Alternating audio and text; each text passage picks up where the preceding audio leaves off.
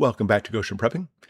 People think preppers are the ones lying awake at night, all worried about what thing's going to happen in the future. In reality, by the way, if you didn't know, it's just the opposite. It's the ones who prepare are the ones who sleep better. And if you have somebody, by the way, just FYI, that who like in your family or a friend who's like, you preppers, you're crazy, send this video to them because it's not about outlandish, crazy prepping as all these other people are saying. It's not. It's about simple, common sense preparedness. Reason being, we have gone through a lot of stuff in our life and we've thought through the problems and try to see what those problems might happen and we prepare for it. Isn't that the point of life? Of course it is. I mean, maybe you're a seatbelt kind of person in your car. I wear my seatbelt. That's prepping. That's a perfect analogy for prepping, some type of prepping metaphor, because I intend on driving down the road without getting to an accident. But things happen often out of your control. And hopefully that seatbelt and the airbag and everything will save your life. So next time somebody says, you're a crazy prepper, well, you wear your seatbelt, there you go.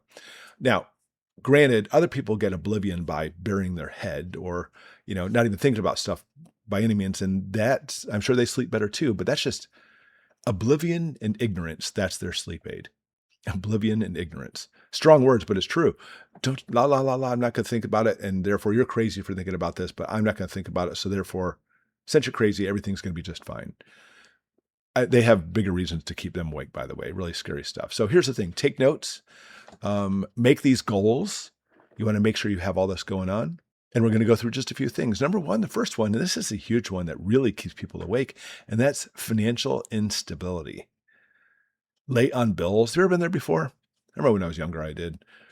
Emergency uses, people rely on, instead of trying to have an emergency fund, use credit cards.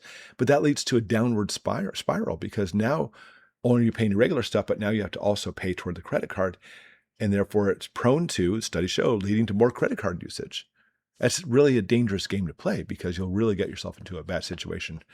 Okay, always have an apartment, an emergency fund. Always have that. Do you? Do you have money set aside for emergencies? Hopefully. Number two, be ready for things like wildfires. I mean, all these wildfires in the past couple of weeks, and I don't know where you're at, but we had a lot of smoke up here in Michigan from Canada. But there's always going to be these natural disasters wherever you live. Everybody has them. For me, it's a big worry. We're out here in the woods, and I worry about having wildfires. But for me personally, having smoke detectors, fire extinguishers, a plan, whatever that plan may be, to try to put the fire out or to evacuate. I have kids. Guaranteed I have a plan. I mean, besides being a prepping host, I have a plan because of my kids. Because here's the thing. Out here in the middle of nowhere, it takes too long for a fire department to respond. So what about you? What kind of natural disasters are you prone to in your area? Hurricanes, maybe you're in Tornado Alley, maybe earthquakes, whatever the case may be. And hopefully you have a plan for those situations. Number three is food. You want to make sure, obviously, you stock up on your favorites. I've made the mistake in my past where I found something on sale. It's cheap, so I should buy all of it, even though I've never taste tested it, and it was disgusting. Okay, so stack up on your favorites, have lots of them, and make it so you get it for a long period of time. I think like FEMA is like 3 days or a week or something pitiful like that. It's ridiculous. I don't want to give a number for you. It could be years. I have enough food to last. Well, I'm not going to give away what I have for a long, long time. How about that? And it doesn't have to be the most elegant of foods. If you want to simply go with something inexpensive like rice and beans, I think canned meat is one of the best things you could ever do. But here's the thing. When craziness happens, and here's the key, and craziness does happen, it could be just a local disaster. It could be a major one. It's the grocery stores that are first to go. Either they try to close or the looters go in and suddenly no more Chef Boyardee. Big problem. Number four is home defense. You need to secure your borders. Get up a strong defense on your home. It's very important. Now, people say things like get reinforced doors, steel reinforced doors, or maybe the plastic on the windows. And I'm not saying that's not a bad idea, but you need to keep this in mind. Don't be ignorant or oblivious. If somebody wants in your house, they're getting in. You can reinforce that front door all you want to, or your windows. If somebody wants in, they're coming in. And if they think you do have the food and such, they're coming in. You have to have home defense. But here's the thing. Are you prepared to take action? Or are you ready to take action? I mean, is really a difference. Prepared would maybe like, I've got a weapon.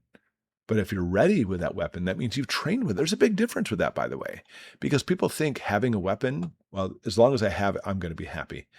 No, you're going to fail. Even if you just practice with a paper target, that paper target who's coming into your home, which again will come into your home, is going to be moving. You're going to be moving. You're going to have other people there, family members.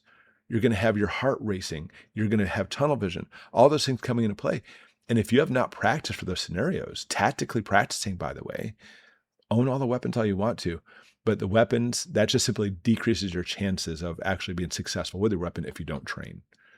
Same thing goes with physical fitness. I know, don't shut it off. Don't shut it off. Everybody hates this one. I do too. I hate the thought of having to work out. I always make my workouts fun. That's why I'm so much into martial arts. But you got to be in some kind of shape. Because here's the thing. People think this doesn't matter. Oh, it matters. You will get exhausted quickly when it matters. And when you're exhausted, you are vulnerable. At the very least, you're going to get exhausted, vulnerable, and you get sick. This is why people get sick in situations. You ever had that? Just, it's been like the worst day of your life. You got caught in the rain, et cetera. You get home the next day, you're like, oh, I gotta, what do they say? Like the cold weather made me catch a cold, whatever the case may be. That's true. You didn't catch the cold from the weather, but normally you've been fighting off that virus you breathed in, whatever the case may be. But now your immune system dropped because you fatigued yourself and now you're sick. It happens all the time. So here's the thing. All these things I'm talking about are stuff that you just need to prepare for daily stuff anyway, but obviously for crap, it's the fan too, but it's going to help you sleep better because when you get things done during the day, you've been there before. You're a human. You have this one project that's been wearing on you and you've been thinking about it. It's horrible. You finally finish it and you feel like this huge weight off your shoulders. That's why we have that term. It takes weight off our shoulders. And that's what prepping does. It makes it so when you go to sleep at night, it's not ignorance and oblivion sleep aid.